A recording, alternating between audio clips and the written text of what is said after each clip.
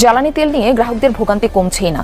দীর্ঘ অপেক্ষার পরও মিলছে না চাহিদা মতো তেল, ফিরতে হচ্ছে খালি হাতে। ফিলিং স্টেশনগুলোতে প্রায় ঘটছে মারামারি, বাগবিতণ্ডা। মাস খানেকেরও বেশি সময় ধরে তেল সংকটে সাতক্ষীরার 28টি ফিলিং স্টেশনের বেশিরভাগই সাময়িকভাবে বন্ধ। দেশের জ্বালানির সংকট চরমে, এবার নতুন উদ্বেগ কয়লা সংকট নিয়ে। এরই মধ্যে কয়লার অভাবে বন্ধ হয়ে গেছে কয়েকটি বিদ্যুৎ কেন্দ্র। যে কয়েকটি বিদ্যুৎ কেন্দ্র চালু আছে সেগুলোর উৎপাদন কমে গেছে।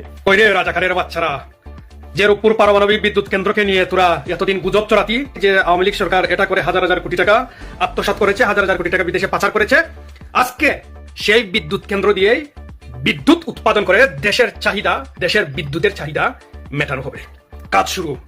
অবশেষে ফুয়েল লোডিং এর লাইসেন্স পেয়েছে রূপপুর পারমাণবিক বিদ্যুৎ কেন্দ্র। 5 জুন 2023 সালে বিএনপি একটা পোস্ট করছিল, যখন আর কি শেখ হাসিনা ক্ষমতায় ছিল। হাসিনা সরকারের উন্নতি সন্ধ্যার পর মোমবাতি। তো যেহেতু নতুনে বিএনপি ক্ষমতায় আসছে, তবে বিশেষ করে দেশে যখন ফোন দেই তখন বলে যে কারেন্ট নাই কে। খুবই কৌতুককর প্রশ্ন আপনাকে করতে চাই, খুবই কৌতুককর।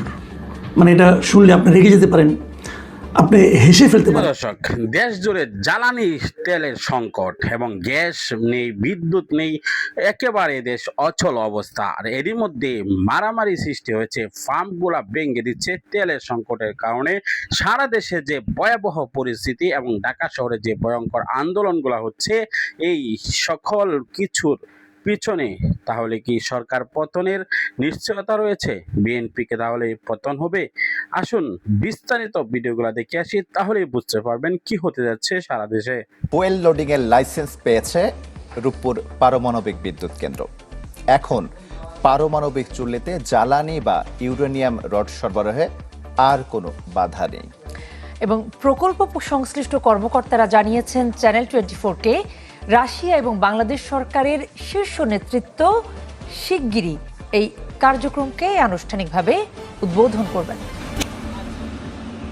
দেশের প্রথম পারমাণবিক বিদ্যুৎ কেন্দ্র নির্মিত হচ্ছে পাবনার রূপপুরে।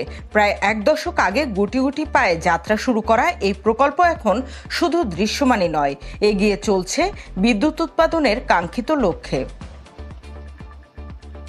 এরই ধারাবাহিকতায় প্রকল্পের প্রথম ইউনিট ফুয়েল লোডিংয়ের অনুমোদনের অপেক্ষায় ছিল। বেশ কয়েক দফা পিছিয়ে মিলল সেই কাঙ্ক্ষিত লাইসেন্স।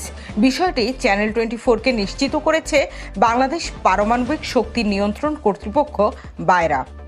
এবার ইনশাল্লাহ সব দিকে ভালো আছে। একদিন তো দেখি নেই, অনেকদিন ধরে অবজার্ভ করতেছি, খেয়াল করে দেখলাম না এখন ঠিক আছে। তাছাড়াও আমরা রাশিয়ান লোকদেরকে ডেকে এনে তাদেরকে জিও সেফটি বলে, তারাও ইন্সপেকশন করছে। এখন আমরা আজকে লাইসেন্স দিলাম। প্রকল্প পরিচালক জানান, এখন পারমাণবিক চুল্লিতে ইউরেনিয়াম রড সরবরাহে আর কোনো বাধা নেই। আশা প্রকাশ করেন শিগগিরই রাশিয়া ও বাংলাদেশের সরকার প্রধানরা এই কার্যক্রম উদ্বোধন করবেন। রাশিয়ান রেগুলেটরি অথরিটির একটা টেকনিক্যাল সাপোর্ট অর্গানাইজেশন আছে, যাকে বলা হয় জিও সেফটি। এই জিও সেফটি হলো আমাদের বাইরের পক্ষে কাজ করেছে, তারা এটা অ্যানালাইসিস করেছে, তারা দেখেছে, ইন্সপেকশন করেছে। সবকিছু সলভ হওয়ার পরেই আমরা লাইসেন্স পেয়েছি। ফুয়েল লোডিং এর জন্য আমাদের যে কন্ডিশন সেগুলি বলতে পারি যে ফুলফিল হলো। এখন আমরা ইনশাল্লাহ পরবর্তী পদক্ষেপে আগাবো। ফুয়েল লোডিং পরবর্তী পরীক্ষা নিরীক্ষা শেষে উৎপাদনে গেলে এই ইউনিট থেকে মিলবে 1200 মেগাওয়াট বিদ্যুৎ। রাজাকারের বাচ্চারা, যে রূপপুর পারমাণবিক বিদ্যুৎ কেন্দ্রকে নিয়ে তোরা এতদিন গুজব চড়াতি যে আওয়ামী লীগ সরকার এটা করে হাজার হাজার কোটি টাকা আত্মসাৎ করেছে, হাজার হাজার কোটি টাকা বিদেশে পাচার করেছে, আজকে সেই বিদ্যুৎ কেন্দ্র দিয়েই বিদ্যুৎ উৎপাদন করে দেশের চাহিদা, দেশের বিদ্যুতের চাহিদা মেটানো হবে। কাজ শুরু। শেখ হাসিনা যত কিছু করে গেছেন দেশের জনগণের উন্নয়নের জন্য করেছেন, উন্নতির জন্য করেছেন, কিন্তু তোরা রাজাকারের বাচ্চারা সব সময় তার বিরোধিতা করেছি। আজকে তারই সুফল দেশবাসী বুক করছে, তোরা সুবিধা নিচ্ছিস, কিন্তু ক্রেডিট তোরা পাবি না। ক্রেডিট একমাত্র প্রধানমন্ত্রী জননেত্রী শেখ হাসিনার ক্রেডিট, এর বাইরে তোদের কোনো ক্রেডিট নাই। এগুলো আওয়ামী লীগ সরকার করেছে। এখন বলতে পারিস আওয়ামী লীগ কি তার পকেট থেকে করেছে? পকেট থেকে কোনো শালাই কোনো কাজ করে না, কিন্তু শালারা পকেট জনগণের টাকা মেরে খায়, কোনো উন্নয়ন করে না। কিন্তু শেখ হাসিনা সমস্ত কিছু জনগণের জন্য বিলিয়ে দিয়েছেন, উন্নয়ন করেছেন দেশের স্বার্থে, জনগণের স্বার্থে। যা তোরা খাম্বা কখনোই করতে পারবি না। স্বীকার যা যে শেখ হাসিনা এই দেশের জন্য উন্নয়ন করেছেন। শেখ হাসিনা ছাড়া এই দেশের জন্য কোনো শালাই ভাববে না। আওয়ামী লীগ সরকার ছাড়া এই দেশের জন্য কোনো শালাই কথা বলবে না, ভাববে না। শালারা তোদের লজ্জা হওয়া উচিত, তোদের লজ্জা হওয়া উচিত, তোদের কচু গাছের সাথে ঝুলে পড়া উচিত। 5 জুন 2023 সালে বিএনপি একটা পোস্ট করছিল, যখন আর কি শেখ হাসিনা ক্ষমতায় ছিল। হাসিনা সরকারের উন্নতি সন্ধ্যার পর মোমবাতি। তো যেহেতু নতুনে বিএনপি ক্ষমতায় আসছে, তবে বিশেষ করে দেশে যখন ফোন দেই তখন বলে যে কারেন্ট নাইকা। তো কেবল তো এপ্রিল মাস চলে, মে জুন, সামনে কিন্তু 1 মাস পরে কিন্তু জুন মাস আসতেছে, এখন এই কারেন্ট নাইকা। আমার মনে হয় সামনে জুন মাস আসার আগে শেখ হাসিনার আমলে তো মনে করেন মোমবাতি ছিল, আমার মনে হয় যে ওই মোমবাতিটাও থাকবো না। আমি এই যে বিচারটা দিলাম হলো জনগণের কাছে, এমপি মন্ত্রীর কাছে তো আর মনে করেন বিচার দিতে পারি না, কারণ তারা হলো বড় লোক মানুষ, বুঝেন না? আমরা জনগণ, আপনারা যেমন গরিব, আমি কিন্তু গরিবই।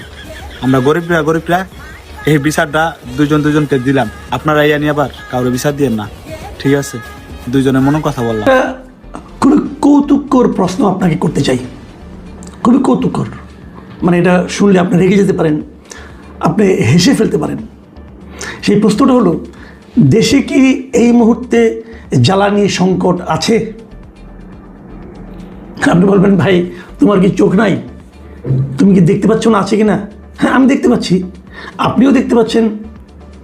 আপনি যদি কখনো তেজগাঁওয়ে যে প্রধানমন্ত্রীর কার্যালয় আছে তার সামনে দিয়ে আসেন, তাহলে দেখবেন প্রধানমন্ত্রীর কার্যালয় থেকে 200 গজ দূরে একটা পেট্রোল পাম্প আছে ট্রাস্টের। এখান থেকে শুরু করে প্রায় 1.5 কিলোমিটার পর্যন্ত লম্বা একটা লাইন আছে। প্রধানমন্ত্রী যদি এই অফিসে যান, যতবার যাবেন ততবার এখানে সামনে এই লাইনটা দেখতে পারবেন। মোটরসাইকেলের লাইন, প্রাইভেট কারের লাইন আছে। এই লাইনগুলি কেন? জ্বালানি তেল নেওয়ার জন্যই তো লাইন।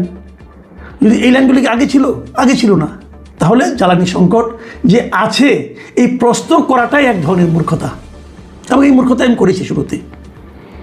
কিন্তু প্রশ্নটা কেন করলাম এই কারণে, আপনি জ্বালানি মন্ত্রী অথবা জ্বালানি মন্ত্রণালয়ের সংশ্লিষ্ট যে কোনো ব্যক্তি অথবা সরকারের কোনো ব্যক্তিকে যদি জিজ্ঞাসা করেন, তারা বলবে দেশে জ্বালানির কোনো সংকট নেই।